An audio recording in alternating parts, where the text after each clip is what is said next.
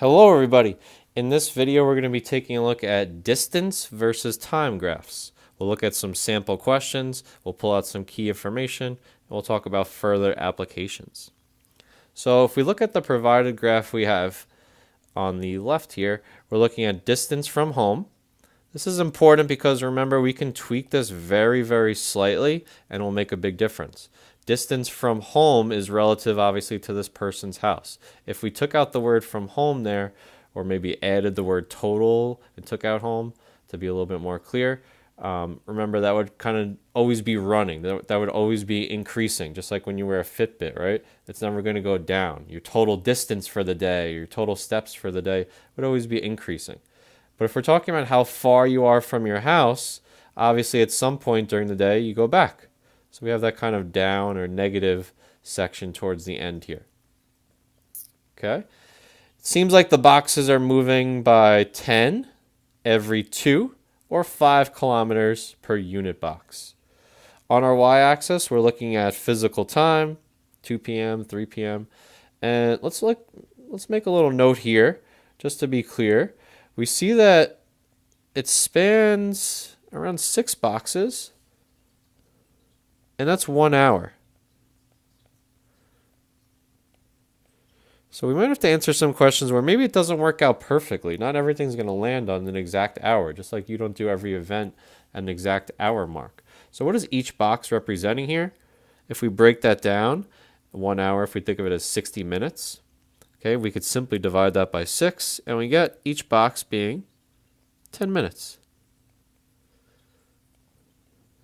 1 unit box on the y-axis is 10 minutes. All right, so let's walk along this graph here. Now that we know that each box is 10, we can clearly see that this starts at 2:10. So let's say that Kim was leaving her house at 2:10. Okay, what's happening along this path here? We do see a straight line. Okay, obviously she's getting further away from her house, and she literally was starting at her house. She was 0 kilometers away. She was in her house or at the front door. She walks out. Maybe not walking, because we could see here that she's going pretty far. Kilometers are similar to miles, so she's going 55 kilometers in just under an hour. She probably got on a bus or something, let's say, or a car. Okay, she gets further away from her house. Now we have this horizontal section. It's 2 boxes wide, so it's 20 minutes. What is a horizontal section? And we see another one up here. What do horizontal sections represent on distance graphs? We'll make a note. Horizontal sections indicate that time is passing and no further distance is occurring, which means you're not moving. You could be moving in the sense that you're sitting down for lunch and you're moving your hands, not like that, but you're not getting any further away. You're in school, you're sitting at a table eating, you're tying your shoe, you're doing something where you're not getting any further away from the starting point. So those are very important to understand. Okay, we had that little block in the middle there going up as well. We skipped over this right here I'm talking about. So maybe if we're adding some context here, she wasn't stopped long, 20 minutes. Maybe she got off the bus and ate something quick, stopped for fast food. Then she, was on her way again, jumped on a bike, jumped on another bus. Not very long, only 10 minutes here. And then she was obviously paused for 30 minutes again, doing something else, talking to her friends, watching an episode of The Office. Who knows? She just wasn't moving. She wasn't getting any further. Now, the very end, we see the graph going down. And this goes back to what we talked about earlier. It is distance relative to home. So obviously at some point during the day, we go back home. Okay, she was 70 kilometers away. She was pretty far. And now during this path, she's going back home. It's down. That doesn't mean like she fell off a cliff or she took a roller coaster home. It just means that, her distance from home was decreasing. She was getting closer and closer. All right. So let's say the $1 million question here. Obviously, we know at those light blue horizontal segments, she wasn't moving at all. But let's say we want to know, where is she moving the fastest? So this whole graph can be broken down into 5 sections. Two of them are horizontal, so we're going to leave those out because those would just be simply 0. Let's say in section A, the very beginning, B, that little sliver, and then C, the return trip home. Where was she moving the fastest? How do we answer this question, right? Visually, we want to look to see where the line is the steepest. So the first little trick, you can just visually, you could do one of two things. You can visually look for the steeper line. How does that work? If a line is steeper, it means you're moving further in less time, right? If I were to say someone else left their house at the same time, and I draw, obviously it's not a straight line, something like that, that person went a little bit further in the same amount of time. That's what I mean by steeper. Okay, look for the steeper line. But in our case here with A, B, and C, I don't know about you guys, but it's kind of hard for me to pick out which one is moving the fastest or which one is the steepest. A and B almost look identical to me, passing the eye test there. I could look at the boxes maybe, play around with them. It's just hard to pick out, and especially for C as well. So we can't really do that. But sometimes it will be very obvious. Why I list that first, you don't want to get into a whole, pulling out your calculator and doing calculations if we're comparing two lines that are like, A and that green line there. Obviously, A would be moving faster. But if it does come this close, we can relate speed to our favorite topic, slope. Just like speed is a ratio of someone's distance over time, right? When I get in my car, I drive 60 miles an hour on the highway, let's say. Okay, that's a relative distance, 60 miles to time, an hour. We can compare slope to that same ratio. We know slope is rise over run. In this case, distance over time. Delta y over delta x for those fancy people.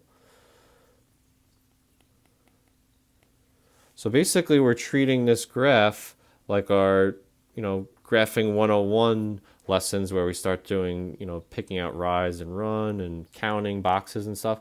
We can still do all that, but when we pick out the actual slope, it's going to tell us a rate. It's going to be telling us the speed that this person was walking or moving at. Okay, so we really have 3 problems to do here, so we'll record all of them. We'll leave them unsimplified for the time being, and then we'll simplify them when we need to. So in section A, goes from 210 to 250. Right, 210 to 250, so that's 40 minutes. And the distance was from her house, which was 0, all the way to 55. So 55 kilometers. How did I get that? I looked at where it ended, but I also wanted to make sure she was starting from her house. So 0 to 55 was 55 kilometers, 40 minutes because it was 4 boxes wide. 40 minutes. Okay, section B. Be careful with your distance here. We see that it ends at 70, but obviously in B, she didn't go 70 kilometers. She was starting at 55. So if we wanted to find out how many kilometers she actually traveled, we're actually finding the difference there, which would be 15 kilometers. Okay, the time here is going to be very simple, especially because of the very first calculation we did on this. It's only 1 box, which is 10 minutes. And last but not least, we don't want to conceptualize C as being bad or something because it's going down. We're always looking at it in terms of absolute value of the slope here. So it does happen to be a negative slope. If we were doing this outside of the context, we calculate this slope as being a negative. But in this case, speed, we're looking at it in terms of the absolute value. We don't care about positive or negative in that respect. The distance is going to be very easy. She was at 70 kilometers. I don't know why I keep saying she. Let's keep rolling with that.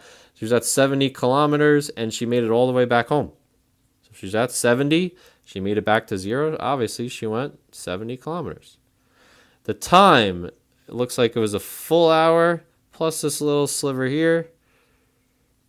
Yeah. So plus one more, which would be 1 hour, 60 minutes, plus one more block, 70 minutes. Everything else was in terms of minutes, so I don't want to write like 1 hour 10 minutes or something like that. All right. Now that we have the three ratios, we can simplify these to be in terms of kilometers per minute. We can do that by simply dividing. 55 divided by 40, I get an answer of 1.375 kilometers per minute. For the second section, you probably do this one in your head. Dividing by 10, simply move the decimal place over. 1.5 kilometers per minute. And the last one, the easiest here, 70 over 70, 1 kilometer per minute. So we can kind of further prove what we were thinking earlier, like, hey, this doesn't look like, the eyeball test doesn't work here. Look how close all three of our answers were, okay, within decimals of each other. But section B ends up being the winner here.